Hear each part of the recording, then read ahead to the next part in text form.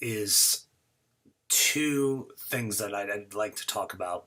The first one is we're getting kind of a habit of writing how we speak, and I want to kind of curb that a little bit in terms of how you're writing. I know these are more or less journals, but again, I want you to uh, take a step back with your writing and really make sure that it doesn't sound like a conversation because these are formal papers. And I say that because especially I want you to get into the practice of it for your final paper. Um, so again, make sure that you are keeping an eye on that. The other thing I want to mention is when we're doing these ethics papers, one thing I can't help but notice is there are a couple instances where people are taking sides right off the bat. And I don't mind you having an opinion on something, having your own morals or beliefs that frame the ethical procedures that you would like to implement. And I'm all for that. But there are a few things here. First is to make sure that you're citing anything. So I can't tell you how many times I've read something that had personal values. And even the first paper, I said, well, if you're dealing with personal values, maybe consider citing Hunt Vittle because this is a good, accurate representation of where this might come into play. The other thing I'll mention in terms of coming out of the gate there is to really assess both sides of the situation. You may not agree with one perspective or another. You may say, well, I agree with this, I don't agree with that. What I want you to do is always play devil's advocate. The whole purpose of this class is to be able to take both sides or multiple sides of a situation, a controversy, and be able to take a big step back and be able to assess it in a way that really comes out that you're talking about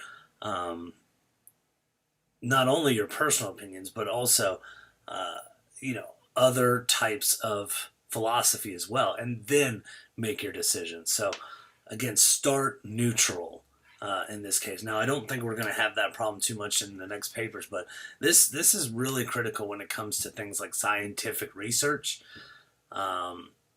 Is to not stack the deck in your favor. And again, I am not saying don't include your personal beliefs. Include them.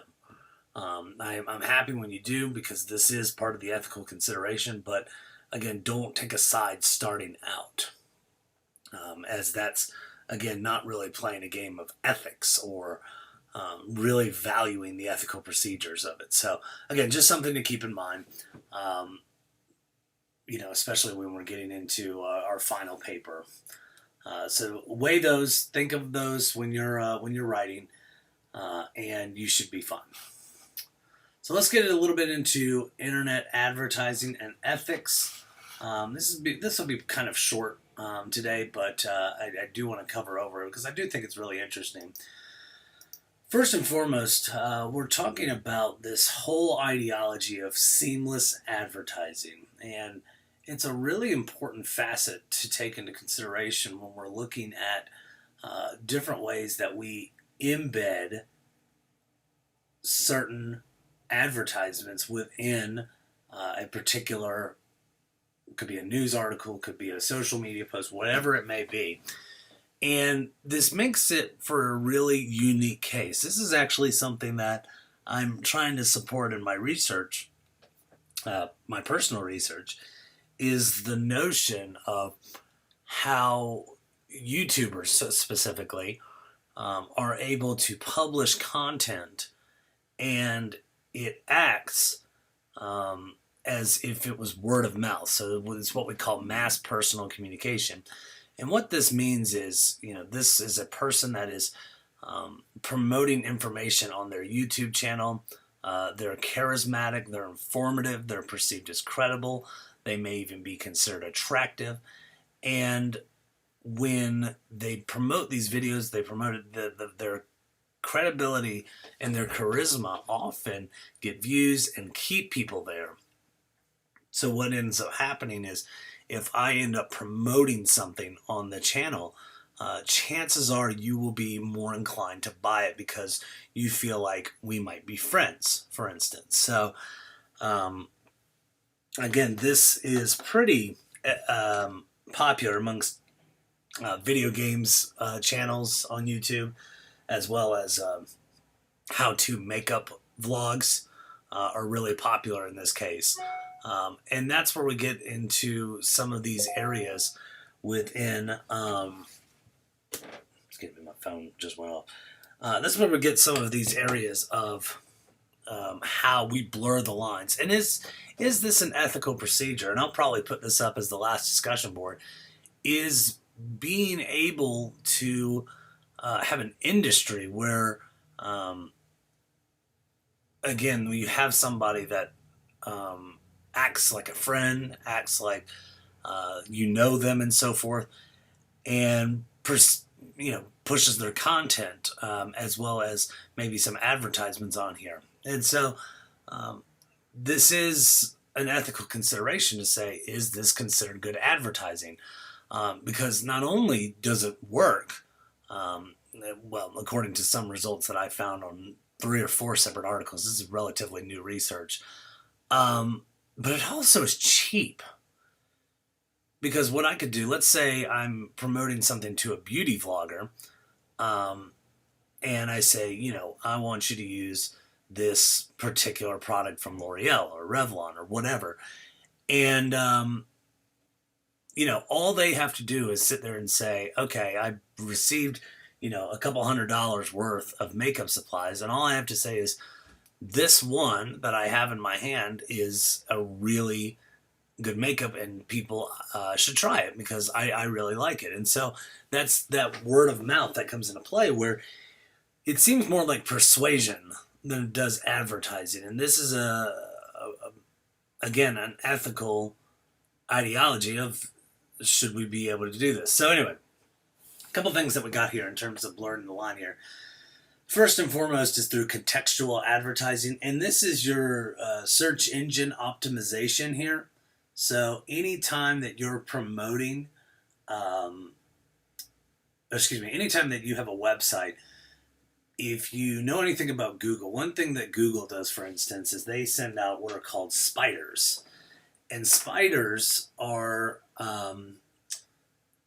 basically data scrapers, where they look at all of the material that you have on your website. So it can pick up how many times you said a specific word and attribute it to a keyword function in terms of search engine optimization.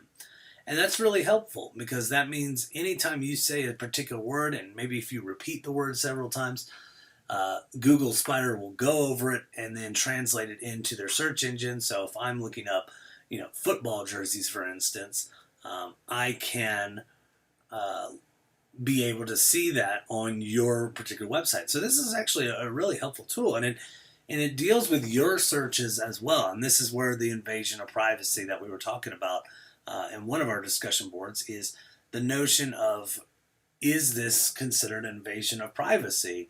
That when you type something into your search function, part of search engine optimization is contextual advertising will say, all right, now that I've got this information, I know something that they may like. And it's a very specific kind of advertising. And some of y'all gave the impression that this wasn't a big deal. Like, they didn't mind having organizations access their information because it was more customizable in terms of things they want. So they may be more inclined to buy. Whereas others felt quite the opposite and felt like this was an invasion of privacy and so forth. There's also the aspect of native advertising. We've talked about this in terms of like BuzzFeed countdown or lists where they will promote a bunch of funny GIFs and so forth, and it ends up being sponsored by Burger King or whoever it may be. And again, is this that invasion of your trust almost? Because here's the thing about seamless advertising, and this comes along with regular word of mouth too. So you've heard of word of mouth communication, I'm sure, which this comes into an ethical qualm as well, is that when you're dealing with ethics and ethical procedures here, if you are promoting something like, again, let's say I'm promoting a restaurant here in Boone, and one of the things I might talk about is I'll be promoting this, I'll be talking about it, and you may trust me because I'm giving you my personal endorsement. Well, the problem is what if I find out you actually work there? And this is a problem across the board that you'll see here, 1 through 7 here, all these things, is when you're caught to say that you're actually advertising instead of giving a genuine representation and recommendation. This is where things get a little,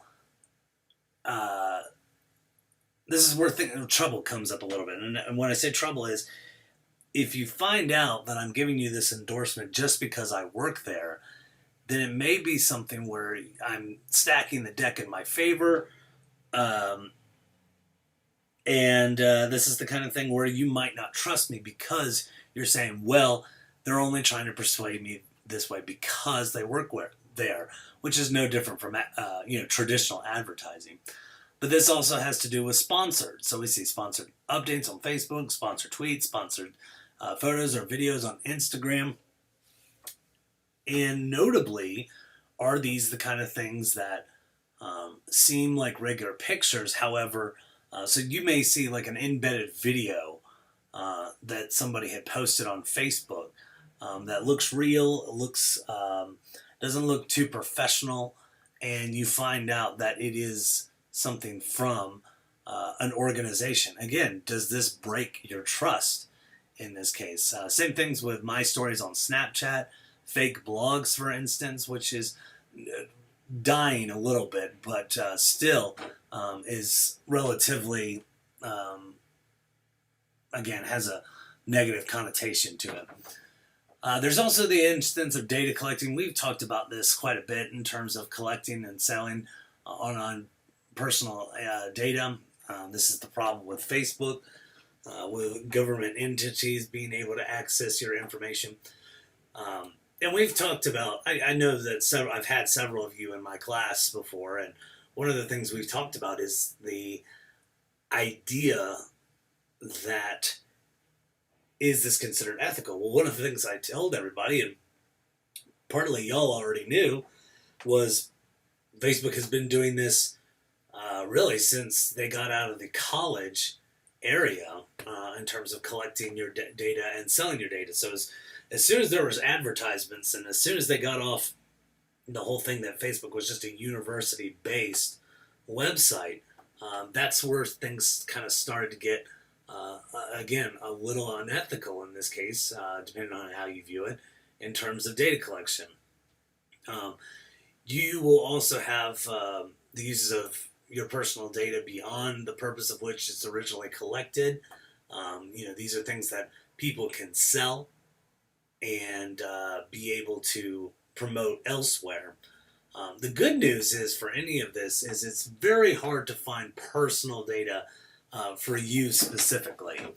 So although they can grab information and be able to utilize it on a personal basis, it's hard to tell that it's you. If you've ever looked at some of these data scraping websites, you're pretty much just a number that's listed in a data sheet. You may have your name in the data sheet, but again, it's not something that people would automatically say, okay, I have this person specifically. Again, it's pretty difficult to do. Cookie synchronization in terms of what you leave. This is why a lot of people have automatic updates on their computers that deletes cookies every now and again. And again, this is just basically files that exist on your computer that you look up through searches on the internet. What kind of personal information can be collected? Surfing habits, name, email address. There's a couple of things that come along with this. First and foremost is that it's not difficult to find out who a person is and where they live and what they do. There are things called NARBs, which are narrative bits, so they call them NARBs, that everybody kind of leads behind. It's like your digital footprint, and this makes things that your information online makes it very easily accessible, and it's open to less favorable people that you would want to know your information. So you may want people to leave you alone. Well, your digital footprint's out there, and it's the kind of thing where if people wanted to search for you, they could. It's not difficult at all to be able to do that. I'm not recommending it by any stretch of the imagination, but this was discussed with a professor I had at one point that said, I don't like doing this, but for research I can easily look at my son's behavior because of how much he posts on Facebook. He goes, I don't do it to stalk him, and I don't really do it for research either, but I'm just giving a demonstration for how easy it is to do something like that. The other thing is that there's a lot of research out there that's kind of giving the indication that Google might know you more than your significant other or parent or friend, because you type in whatever it is that you're typing in, and again, they can pull information based on that and see what you like. So, and this exists on any website. So, your searches on Facebook, your searches on Instagram, your searches on Etsy, your searches on Pinterest, for instance. And it's kind of funny because, so like I'm on Tumblr, and I'm researching Japanese role-playing games, and the things that are recommended are things that I sit there and go, okay, well, that's not really what I was looking for. It's nothing lewd or vulgar or anything like that, but it is something that I was not expecting, and it goes against what I shouldn't say against. It's something that I don't research, and yet it still comes up, and this is why I keep two separate accounts on a few different websites, so it gets the data doesn't get skewed in any direction here. There's also copyright issues here, and this is major in terms of where do you see copyright infringement in terms of things like piracy. So, is it okay to post a movie clip on YouTube? Is it okay to post footage from a game on YouTube? Is it right to do any of these things that, like the NFL, for instance, so any third party outside of the NFL, is that something that you can do? Now, what are those fair uses? Because this is, let's say you are one of these companies. This is your content. Do you share or do you not share with other people? And some people are very inclined to share their information and say, please feel free to make copies, to do this, because this is good crowdsourcing. And the age of the internet and social media, one of the things that David Meerman Scott would say is to kind of play along a little bit. And I think it's a good practice to be able to use, is to talk about how much we allow people to use our material and how we can crowdsource well if our company is in good shape. Now, the switch side of it is things like music and artists being upset to say, I work hard on this music and yet people are pirating it for free. There's also the area of transparency issues. Managing customer complaints, for instance, is a difficult thing to do. So, for instance, I've worked with a few organizations with classes before where one of the major fallacies that was done by the owner of a certain local business was they were transparent, which can be very good, but it can also be very bad. And in fact, any kind of negative review that went by this particular business was met with harsh criticism from the owner. And one of the things we said was like, look, we appreciate the fact that you are stern and adamant about your business, but you got to put your foot off the gas pedal a little bit and approach it from, again, kind of fair play, if you will. And then the last thing is terms of crowdsourcing. Um, you know, crowdsourcing is an awesome thing, and I put the Doritos Crash the Super Bowl competition in terms of having user generated material here to help promote your brand. And in this case, they have people from around the world do Doritos commercials, and they pick their favorite one, which is awesome. And it's a huge benefit to have this. This is big for Lego, for instance. John Oliver does this quite frequently, especially when he opened a church. As you may have known, it's Our Lady of Perpetual Exemption. And he wasn't making fun of church, he was just making fun of mega churches with mega pastors that tend to prey on a lot of money in this case. And so in John Oliver's case, he said, outright, send me money. And people actually sent him tens of thousands of dollars. But the thing is, crowdsourcing may backfire. Now, I'm not going to go into detail for why they shut the church down. They didn't do anything illegal, but it was something that was sent in the mail for them. You can look it up. But that backfired on them a little bit, and so they decided to shut it down. And this does happen quite a bit, especially in terms of where does your company sit within public perception? Because if your company sits really well within public perception, crowdsourcing is a great thing. However, if your company is not sitting well, I've seen several times where people put like open forum on Twitter with a organization that's less than favorable. That crowdsourcing can backfire in terms of the negative comments that come into play there. So crowdsourcing is awesome. It's really interesting, and it has helped a lot of businesses stay afloat. However, it can also, again, be a detriment, especially considering where your product stands. So that is it for today. I hope you all have a wonderful day. I will talk to you all tomorrow, and that will be the last time I talk to you this semester. So anyway, take care, and I will see you tomorrow.